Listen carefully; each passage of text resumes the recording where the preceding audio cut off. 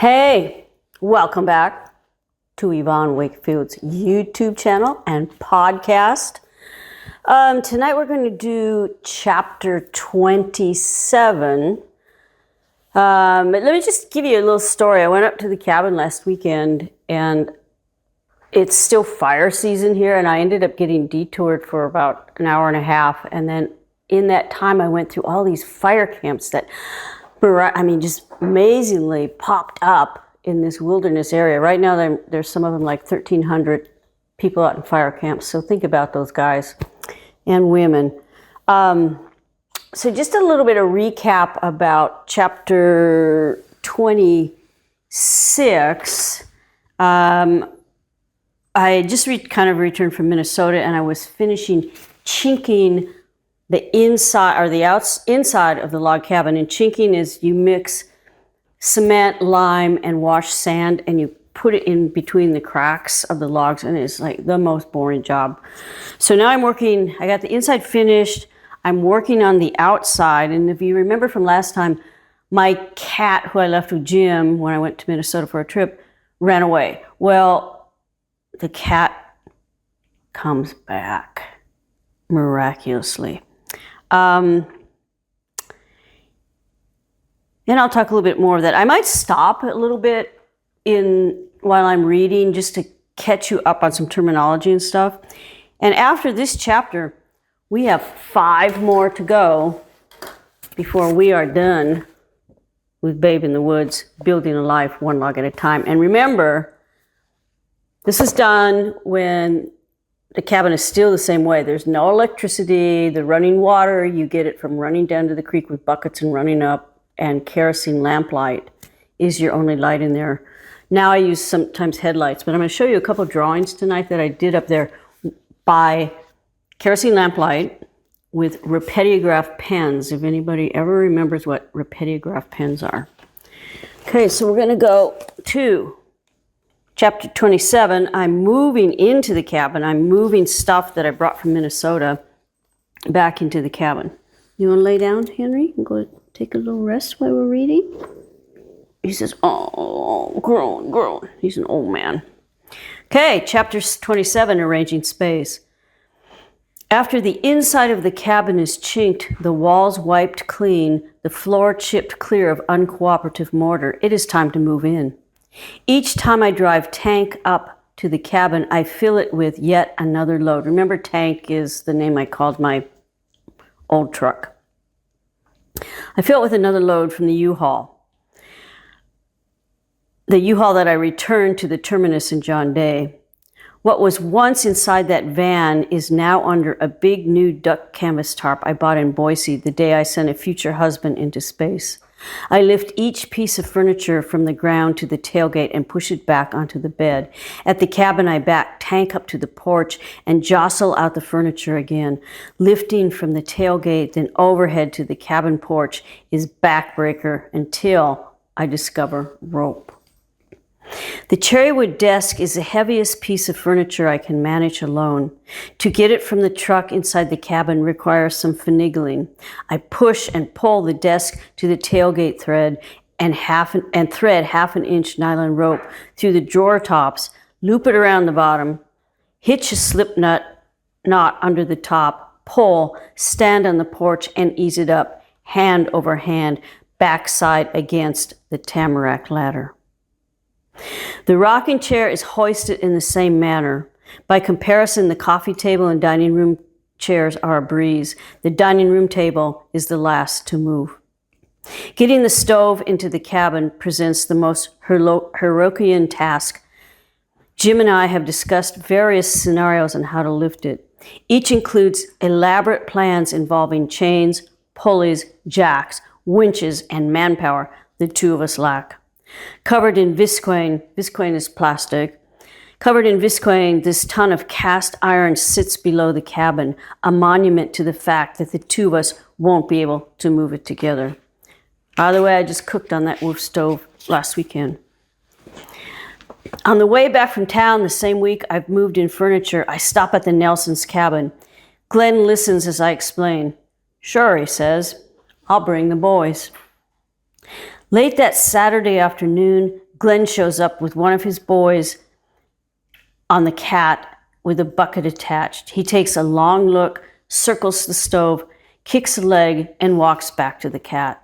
He maneuvers and nudges until that ton of cast iron topples half in and half out of the bucket and drives straight up to the porch where we manhandle that lug through the door, still needing seals and jambs.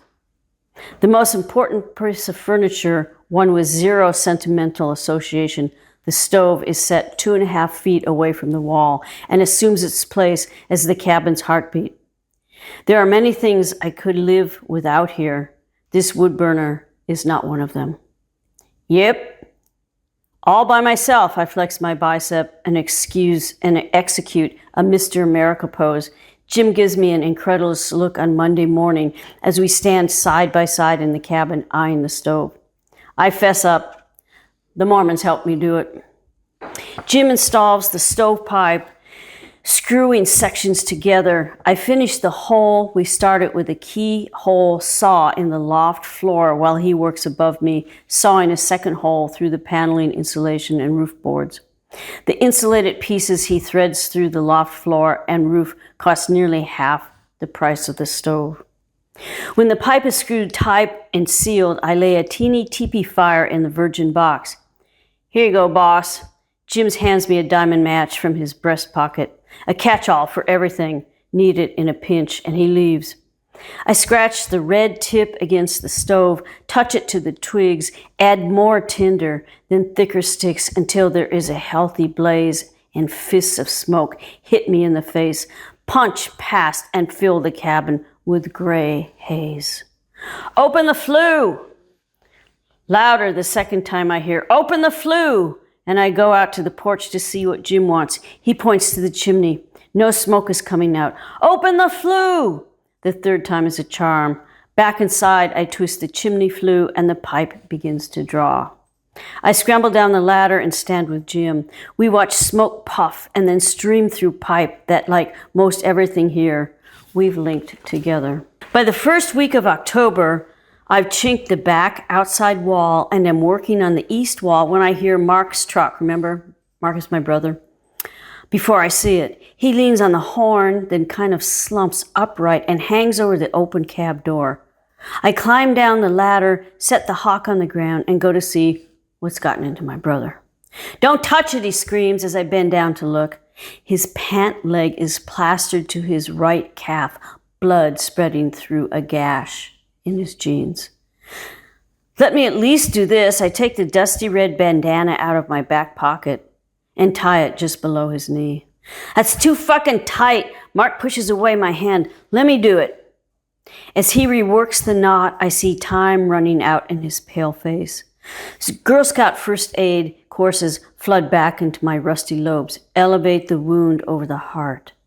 I manage to convince Mark to lie in the truck bed, his leg propped up on a spare tire. Hang on! I maneuver up and down the road with bone-breaking ruts at breakneck speed that would impress Evel Knievel. Even Mark, the Mario Andretti of four-wheeling on this no excuse for a road, yells, slow the fuck down. I don't bother to close the gates. By the time we arrive at the hospital, Mark is to be lifted out of the truck bed. I stand outside the emergency room, my jean cuffs soaked in my brother's blood, pooled below the clutch and the gas pedal. He was this far from bleeding out, the ER doctor, one new to me, makes an O shape with his index finger and thumb. Lucky he missed a major vein and muscle. Later, Mark limps out of the emergency room wearing the same bloody jeans he entered in. One pant leg has been slit open. The denim hangs like a long skirt over his bandaged calf. You don't need to concern yourself with the stitches inside. They'll dissolve on their own, but you do need to come back in 2 weeks to get the others out. The ER doctor looks at my brother. In the meantime, keep off that leg for a few days. You see that? Mark nods to an axe lying on the ground. I've convinced him to let me drive him back to the old cabin. The creek is low enough to ford so I can deliver him to the door. We stand at the scene of the crime. It ricocheted off the log I was splitting, right into my leg, he said. I make a fire in the stove, haul water to heat, make sure there's enough wood so he can leave that bloody axe alone. Despite Mark's protests that he is all right and I should just leave and work off from memory of Rhonda's words, when one is sick, one needs to be taken care of. If I had a mason jar filled with peaches, I would give it to my brother. Mixing mortar the next morning, I hear a familiar whine.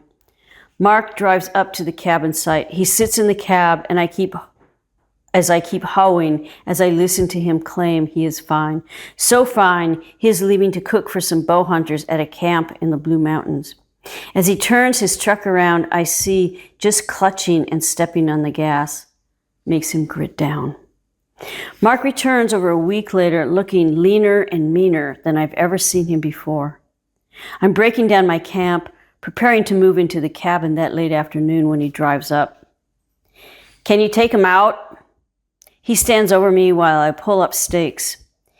Here, he says, holding out the bottle of Jack Daniels already on his breath. Mark takes a pair of toenail clippers and tweezers from his pocket, flicks a butane lighter, and holds them to the flame. He pours whiskey over the hot, blackened stainless steel tips. You snip with this, and you pull them out with this. He hands me the clippers and tweezers, instruments I'm familiar with because of my own surgical internship. He sits on a stump, yanks off his cowboy boot, and rolls his pant leg to his knee, then pours whiskey in his dirty palm and runs it over his hairy calf. Wait a minute, I need some more anesthetic. Ugh! He chugs and hands me the bottle, turns his back, and I proceed. In junior high home economics, I failed sewing. No matter how many times I stitched and ripped, I could never master a straight seam, even on a sewing machine. In the backwoods, I passed the test, snipping and pulling stitches from flesh, the project graded by necessity, and my brother's refusal to pay to remove what that bozo did to the back of my leg. Mark departs before sunset, leaving me with a nearly empty whiskey bottle. I take this and my sleeping bag into the cabin, kindle a small fire in the stove, light one kerosene lamp, and set it on the coffee table. In the glow, sitting straight back on my sleeping bag, I sip the whiskey. Tamarack crouches outside the door, afraid maybe his wildness, like mine, will run the opposite direction once we've crossed the threshold. I should be overjoyed. I've completed what I've envisioned the night my mother died. Built a log cabin. Now I feel too empty to fill it. I identify with the dark corners in the cabin more than the accomplishment of notching these corners in place. Maybe I built this place to fill a space inside of me so unfathomable, a bucket of wheelbarrow, truckload of mortar, and a mountain of pink insulation would never even begin to fill it. I wonder if pioneers before me felt the same, like when they finally reached the end of the trail and settled down, whether they also wondered, now that I'm here, what do I do? When I left for Oregon, I knew what I wanted, but I had no clear idea of what to do once I settled in this state first imagined. When I finally found these 80 acres and signed a deed, I was too busy working on what lay ahead of me to be thinking about what I left behind. 2 parents and a family dead back east. Grieving over that would have only slowed me down on a trail of tears I didn't want to follow by dwelling on all I'd lost. Sawing, chopping, and chinking put all of that to rest. Now with the cabin built, I had time to reminisce, and I fought a melancholy stirred up by the whiskey. I turned up the kerosene wick, hoping more light would fill those dark corners in me. I was well past my bedtime, and I knew sitting up and getting all misty-eyed, wistful, wasn't going to get me through the first night in this cabin. The only sorry thing I had to get was my butt down the porch ladder if I was going to make it through the night. Squatting on the hillside, I look up the cabin, warm yellow light spilling out the windows. This was not part of the dream. I never imagined being outside looking in. In the grand scheme, I was always content in the chair, blissfully sipping bubbly, a cat on my lap, letting out an occasional contented meow. Tamarack, remember Tamarack was the cat who came back. Tamarack, gargoyle poised, eyes me demonically from the porch ledge as I climb back up. I grasp his nape roughly, affectionately though. I've never carried out before and close the door quickly before he can bolt. Staring at the coals in the fireplace, I curl into the ball on a sleeping bag. The bottle is empty. The cat sits on the window, looking out. For the next 2 nights, I barely sleep. The cabin is a cave I try to fill with furniture. Jim has helped me lift the dining room table onto the porch and into the cabin. It is placed beneath the northwest-facing window, a chair at each end where phantoms sit. The footlocker, now in the loft, acts as the headboard for the foam mattress that is the bed where I cannot sleep. Wrapped in my favorite Tweety bird sheets, I lie saucer-eyed watching the moon arc. 3 windows frame the progression until the sun rises, and the backlights, the cartoons, resting my head. Yvonne, how'd you get them dark circles under your eyes? I've stopped for a visit with the Tatons. Only Annabelle's there. Come on in, have some tea. She opens the door to the kitchen, and I take a seat at the Formica table. I can't seem to sleep, I say, stirring instant Lipton into tap water in a by now familiar tumbler. You want some sugar? Oh, thank you, no. Annabelle closes the lid on the Tupperware sugar container and then goes to a cupboard below the sink. She bends down and pulls out a red mesh sack filled with Walla Walla onions the size of baby heads. You got any cheese at your place? Yes. Is it cheddar? Tillamook sharp. That'll do fine. Annabelle holds out 1 of 2 onions I will pack home. You slice about 1/2 inch of an onion. It's got to be Walla Walla because they're sweet. Annabelle touches a lighter to another one of the cigarettes that will light her grave to the canyon mountain. Cut a piece of cheese about the same thick of onion. Has to be cheddar. Here, you are. She hands me the Walla Walla. Eat 'em together and you sleep like a baby. That night, when sleep eludes me, I take Annabelle's prescription to cure insomnia. I like onions sautéed to translucence or dipped in butter and deep fried, not raw. But at 2 a.m, I chew on fat, open-faced sandwiches of Walla Walla and Tillamook. Feeling more indigestion than lethargy, I manage to fall asleep and wake up with halitosis and a gut like cottage cheese.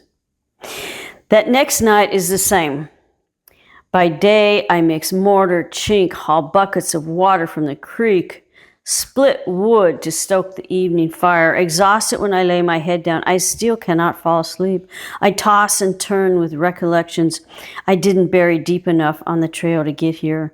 Memories that continue to rattle my bone and brain, clank against my rib cage, and keep me wide awake. The last 5 years have been about survival in one place or form. Now that I'm safe inside my log cabin, everything I could not take time to think about and feel before comes party crashing through the booth of my subconsciousness or conscious doors I've worked hard to keep closed. Before I begin this next section, it shows a picture on page 211 of this drawing, and I found the original drawing. It's pen and ink, repetiograph pen, and the dark areas were brushed. So you imagine I'm doing this all by kerosene lamplight. There's another one that I'll just show in the book. It was a pointillism. And pointillism drawing is you just dot with points. And again, that was repetigraph pen. I couldn't find that original, but we'll beam it up in the book. So I'm in the cabin. Since beginning the cabin, I've kept a sketchbook and journal, filling spiral-bound notebooks with images of adolescent angst, bad poetry, and recipes for stovetop bread, as well as the cost of labor, board feet, and nails. On the second to the last day of September, I am, for the 6th consecutive night, eating cheese and onion at 2 a.m., which prompts me to draw and write. And this passage I'm going to read from you now was illustrated by this drawing. There's an aloneness in the night that no one, because there is no one, can buffer me from. I am alone in the hollow face of the day, in her dark subconsciousness version of life. If there are feelings in me during these hours like a bellyache or a heartache or a quivering mind that need compassion, companionship, I do not let myself feel the feeling.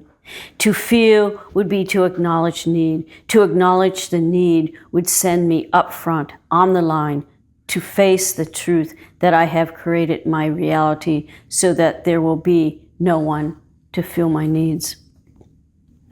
This aloneness in my night shines like the moon's image caught in the curve of the kerosene lamp globe. It is bent, distorted, a reflection out of the ordinary, an image transcended by the eye awake with the night looking inside where there is no light, finding light inside where there once has been no light. In the morning, I brush my teeth twice before drinking black coffee and then go outside to work building an outhouse, something I've never built before. But at this point in my carpentry career, fashioning a clapboard shitter seems like a piece of cake. A circling of mixed pines about 300 yards uphill from the cabin affords a nice view of the creek. It's not long before I've leveled a spot there and tramped it down with the same flat head shovel. It takes 2 days to dig a 4 by 4 foot square pit. The first day, I stand upright shoveling, jamming down the post hole digger and pry bar to break up and extract rock. Next day, I'm standing inside the hole walls, only 1 foot shorter than me, filling buckets with dirt that I lift over my head or draw out on a rope. 4 holes dug in each corner with 6-inch diameter red pine posts set in cement is the skeleton of what's to come. I hammer down a floor, nail together 4 walls, tapering them from 7 to 5 feet, then lay a shed roof consisting of scrap boards and 20-pound tar paper in pieces. Inside, I saw a 10 by 10-inch hole into the floor, build a 20 by 20-inch raised platform, and screw down a new white toilet seat, bought on sale at true value. Scrounging around in Bates, remember that was the old logging town I went to and got windows for my cabin? Scrounging around in Bates, I'd found 2 rusty, hefty forged hinges. Their original purpose unhinged by neglect, they retain an integrity I could not purchase new today. I steal wool off the rust, oil them, and give them new purpose, hanging an outhouse door. On that first and only scavenger hunt with Dan Gray and Bates, I'd also come across a shattered, weathered wooden box. Packed with pride was printed in red on one side of the nail, one side that I nail into the toilet seat, above the toilet seat. The last time I'd built anything alone, I wasn't as tall as the outhouse hole is deep, and I broke 2 fingers hammering my first fort together. Jolly Roger's flag fluttered overhead. 10 years later, I can hit the nail on the head to affix the affirmation printed on a weathered slat, marking my place. Tamarack still can't be coaxed to sleep inside, and I worry about him throughout the night. Over the summer, he'd been my sleeping bag buddy, and I miss our comforting curl, his back to my belly. At dawn, he climbs up the outside logs and through the open dormer window, peers into my face, smelling of the night he's proud. It is dark when I get out of bed, climb down the loft ladder, light a kerosene lamp, build a fire, put water on for coffee, and a dish of kibble on the floor. Tamarack stays for a bite and a pet, then goes back outside to sleep on the green tarp, now folded under the cabin. The only change in this routine is with the fire. The colder it gets outside, the bigger the fire, and the longer it is banked at night and day. It is only 2 or 3 degrees above freezing in the morning when I check the thermometer on the porch. Cold eventually drives Tamarack inside. By mid-October, the land is losing its party colors. Mountain ash berries blush and drop. I'd been told tamarack trees would flash gold and then their needles would drop, yet witnessing the debacle is dismaying. Henry's going to jump. There he goes. I'd only known those trees in various shades of emerald, sage, sap, and hooker's green. Their foliage evolution after summer's lushes is like looking out on x-rays. Even at its peak, the sun can't rise over the trees like the tamarack. I shiver naked by the creek when I sponge off after work. Daily bathing now must be relegated to the cabin, soaping and sponging in the luxury of warm water and stove heat. By late afternoon, only shadows fill the draw. By 6 p.m., the fire is roaring and kerosene lamps are lit, enough to read and write and draw. To break up this nightly routine, I notch and hang shelves, sharpen the chainsaw, or haul up a box from below the cabin, and then unpack the memories. Inside one packing box is a framed photograph of my father, mother, and the 3 of us dressed in our Sunday best, sitting around 2 round cocktail tables at the top of the mark. I put this image on the bottom shelf of the bookcase I built into the wall next to the maple dining room table where I never sit to eat.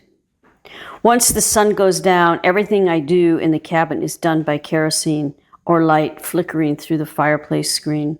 One sleepless night, framed by 2 lamps, I start a pointillism ink drawing of my reflection in the dormer window. The background is a wash of solid black film, noir facial shadows softened by dots. I have pulled my long hair back. It takes 2 nights to complete this ink drawing with a sad puppy stare.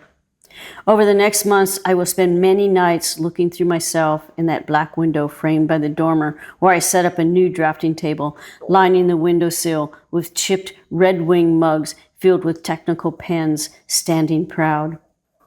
There is so much to get done before the snow falls that if I find the time to draw, it is only late at night, and my work in the dormer assumes an Aubrey Beardsley Noton look. So this is the drawing I was talking about before. I'm going to see if I can find the original. It's about a 16 by 12 drawing, pointillism.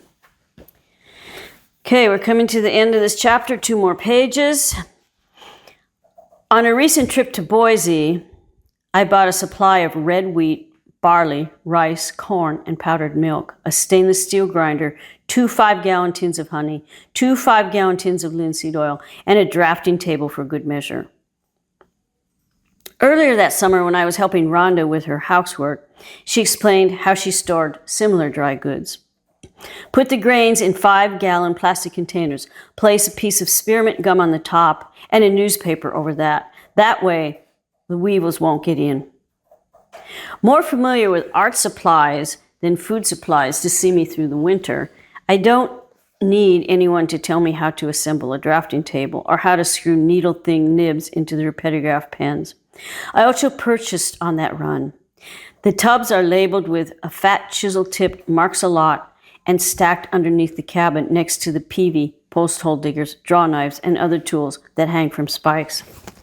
I won't need these tools until summer. The pens, pencils, and brushes stand at attention on the dormer windowsill. I will need them to get me through winter. With tubs of dry goods and new pen nibs, I'm pretty well stocked with provisions enough to see me through 3 to 4 snowy months. Before I can comfortably set in, though, I must finish chinking the outside walls and fell, buck, haul, split, and stack stovewood.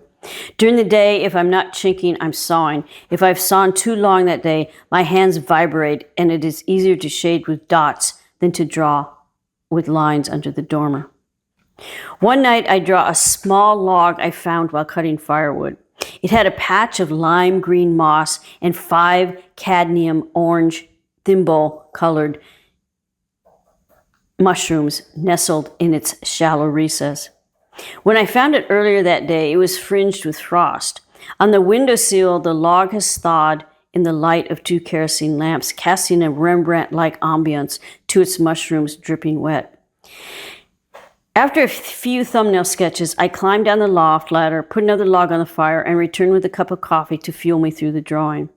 As I poked my head up the loft opening, I sensed some difference, yet cannot pinpoint any abnormality until I sit back and focus on the still life.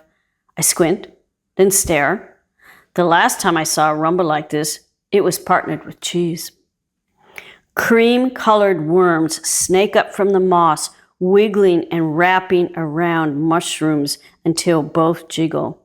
A few fat ones have boogied over the log edge and squirm on the windowsill like paraplegic chubby checkers. I opened the dormer window and chucked the log, hearing it hit the porch roof, roll, and then land on the ground. Still, some worms continued to party until I flicked them one by one off the windowsill into the nightlife that will kill them. A few hanger-oners I squish with a matchbook. That night, even after a thorough hot washing, I go to bed with a song in my head I want out. The worms crawl in, the worms crawl out. I run my palms and fingers over my skin and through my hair, searching for worms. I'm sure I'll wake up in the morning to find them playing pinochle in my snout. In the last week of October, it snows during the night. By mid-morning, most of it melts, but it is too cold for the chink to set. So I go into the forest to cut firewood. I scout snags close to the road, nothing much over 16 inches in diameter, though reluctantly I'll fell one bigger, but just because it's dry and not too far from the road. Then I bucket up into shoulder-length logs and haul it to the truck bed. For fatter and longer logs, I loop a long rope around the butt, tie a chain to the rope, and attach it to tank's rear bumper. Then I get behind the wheel, gently pull it out of the woods, and then up to the cabin, where I saw the logs into splitting length. I'm beyond textbook felling. I breeze from tree to tree, oftentimes the saw still whirling. Experience has made me more confident, and there are few thoughts in between felling, bucking, and limbing. By afternoon, the temperature is warm enough for mortar to be mixed and set. After a full morning sawing away in the woods, I churn cement, lime, and sand with a hoe, slop it into the bucket, and climb with the hawk in my hand, my perch extended by the 24-foot ladder that, as I made progress, proves too short. I bought bundles of hand-split tamarack shakes from a man by the last name of Mole. He does not deliver. It takes me 3 trips to haul all the bales from his ramshackle batten board store. I doubt I'll have time to shake the roof before the real snows set in. Jim comes up only about once a week, and when he's there, I don't ask him to help me to shake, a job I figure I can do alone. I ask him to do jobs I can't, like fit bookshelves and counters to the contoured wall logs. My first attempts to notch built-in furniture boards end up as kindling. One afternoon, Jim brings up his daughter, Sophie, as I help him chisel out a curve to fit a contoured wall. Dion, Sophie bends over me. What? I look up into those sweet black eyes. I will call you Dion, she replies. What does Dion mean, I ask. It means your name. I don't ask questions about this. I'm trying to keep up with Jim, notching the other end of the board. Dion, Sophie looks straight at me. What? Jim says it takes him too long when you help him. Jim is busy on the other end of the counter and pretends not to hear. When they leave later that afternoon, I am left to mull over another nickname, a poor fit of myself. All right, well, that was the end of chapter 27.